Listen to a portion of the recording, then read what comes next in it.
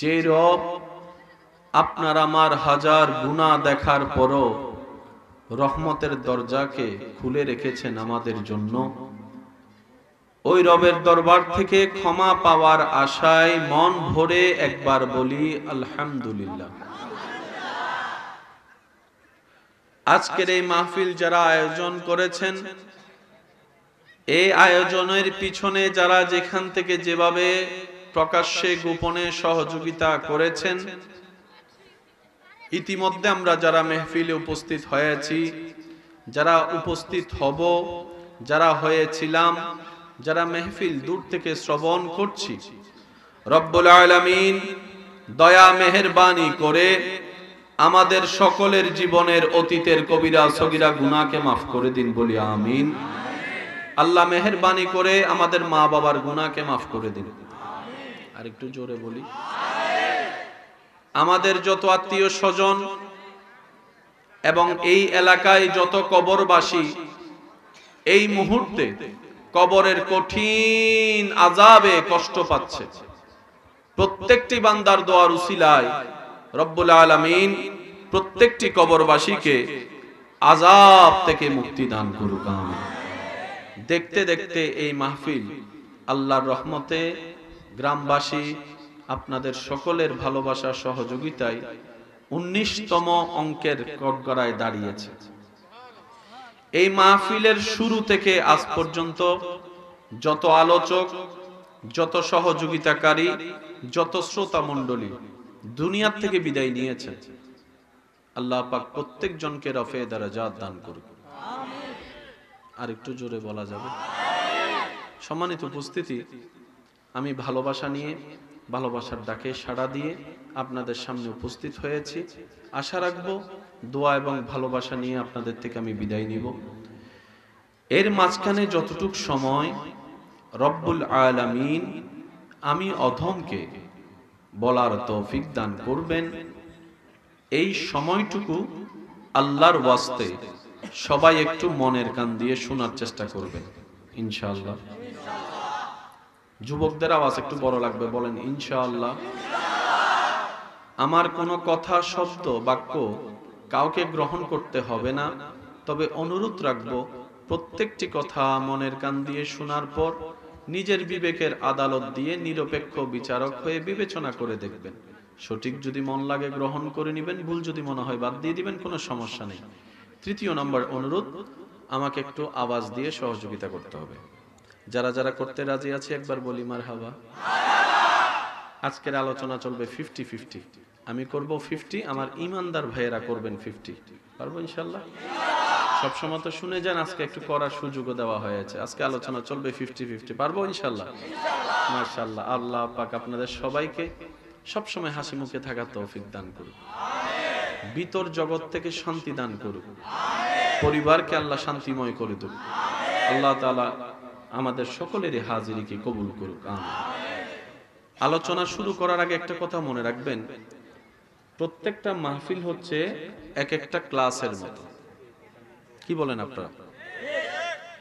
জুমার দিনের যেই আলোচনা হয় আপনার গ্রামে, এটা প্রত্যেকটা দিন একটা ক্লাসের মতো।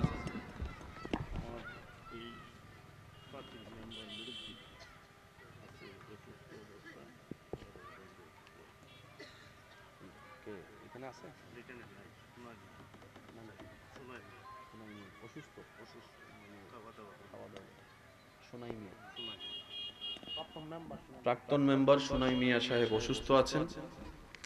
আচ্ছা, এখানে আছেন। আজকের মাহফিলে যিনি সহ সভাপতি, সাবেক মেম্বার, ওনার জন্য দোয়া চেয়েছেন। আল্লাহ পাক শেফায়ে আজালা নসিব করুক। আর যদি দুনিয়ার থেকে যাওয়ার সময় হয়, সবাইকে তো একদিন যেতে হবে, ঠিক না? তাহলে আল্লাহর দরবারে ফরিয়াদ, শান্তিতে সুন্দরে ঈমান নিয়ে আল্লাহ যাওয়ার তৌফিক দান করুন।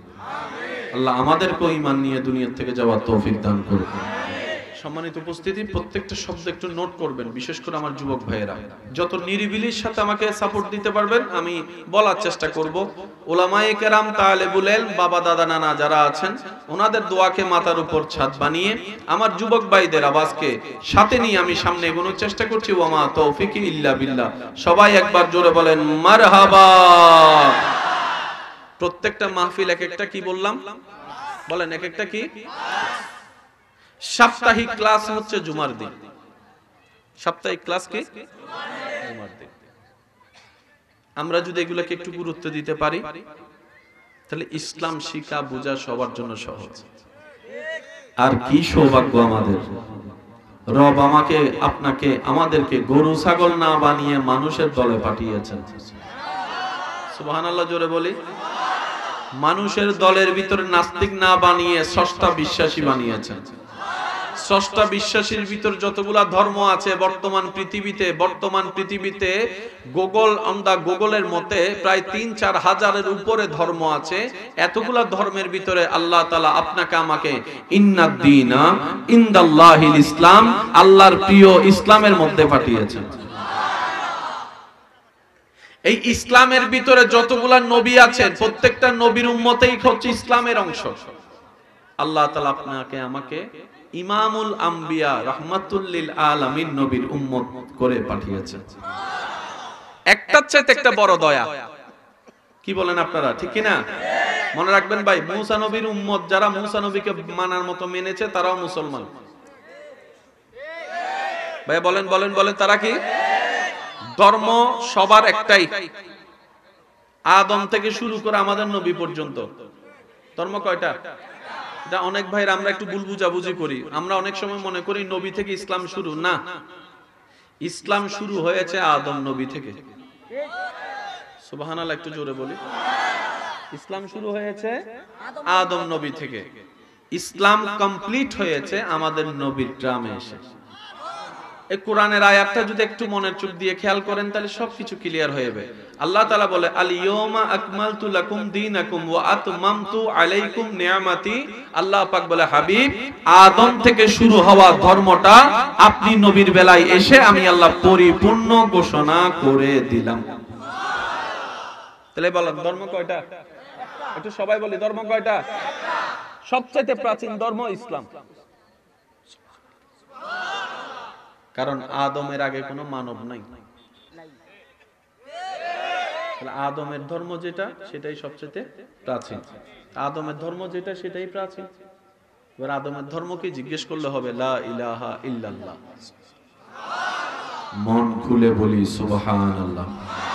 আসুন আমরা একটু বুঝার চেষ্টা করি। সব সময় তো শোনাটা হয়, আজকে শোনার সাথে সাথে একটু বুঝার চেষ্টাটা আমরা করব বলি ইনশাআল্লাহ। এই ক্লাসগুলোকে যদি আমরা একটু গুরুত্বের সাথে কাজে লাগাতে পারি, প্রত্যেকটা জুমায় যদি একটা করে অন্তত মাসালা শিখতে পারি তাহলে জীবনে অনেকগুলো মাসালা শিখা হয়ে যাবে। কি বলেন আপনারা? কিন্তু আমরা তো জুমাতে যাই ওই একামত দেওয়ার, এই যুবকরা আর কথা কয় না, একামতটা দেওয়ার আগে বন্ধুরা কয় আমার একটা মিস কল দিস। আছে না নাই? আছে না নাই?